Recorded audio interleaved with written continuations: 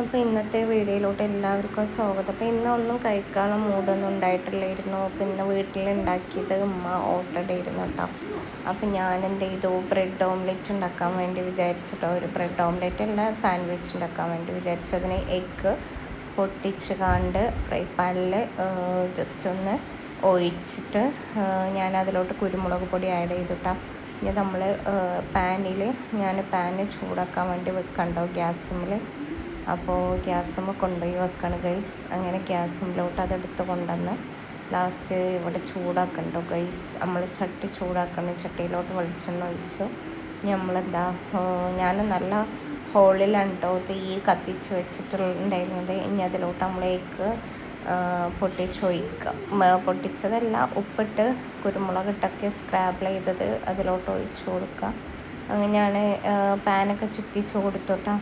എന്നിട്ട് ജസ്റ്റ് താഴെ ഭാഗം വെന്ത് വരുമ്പോൾ നമുക്ക് മുകളിലത്തെ ഭാഗത്തിന് വേണ്ടിയിട്ട് മറിച്ചിട്ടപ്പോൾ കോളായി.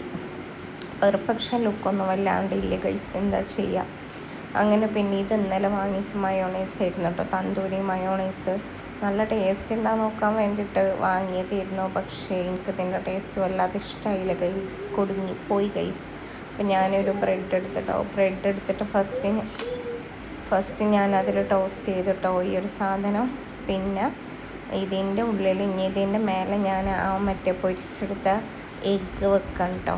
പിന്നെ അതിൻ്റെ മേലെ ഒരു ബ്രെഡും കൂടെ എടുത്തിട്ട് അതിൻ്റെ മേലെ ഇത് ടോസ്റ്റ് ചെയ്തിട്ട് വീണ്ടും ഞാനത് അത് തിരിച്ചു കൊടുക്കുക കേട്ടോ. തിരിച്ചിട്ട് കൊടുത്ത്. പക്ഷെ ഞാനിത് കൂടുതൽ ടേസ്റ്റ് എന്ന് പറഞ്ഞാൽ നമ്മൾ ചട്ടിയിലൊന്നും കൂടെ ചൂടാക്കി എടുക്കുമ്പോഴാട്ടോ. പിന്നെ എന്നൊരു കൊറിയർ വന്നിട്ടുണ്ടായിരുന്നു, പിന്നെ അത് പൊളിക്കാൻ വേണ്ടിയിരുന്നു കേട്ടോ.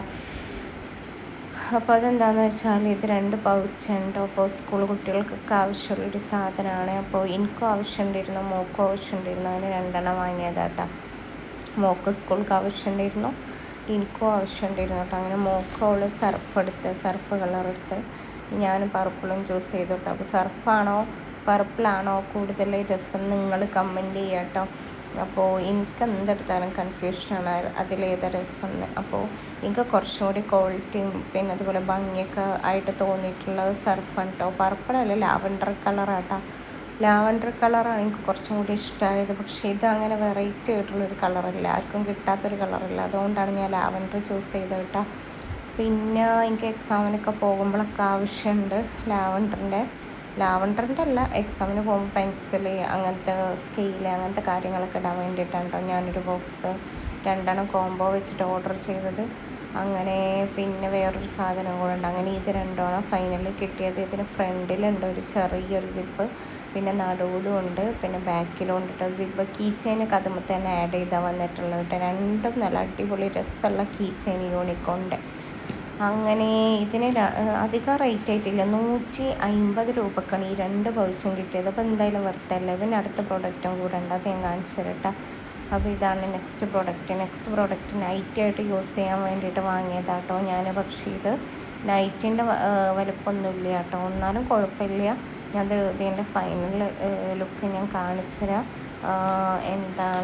എനിക്കത് കണ്ടപ്പോൾ നല്ല ഇഷ്ടമായി. അങ്ങനെ മീഷോന്ന് 2 മീഷോന്നാട്ടോ വാങ്ങിച്ചിട്ടുള്ളത്.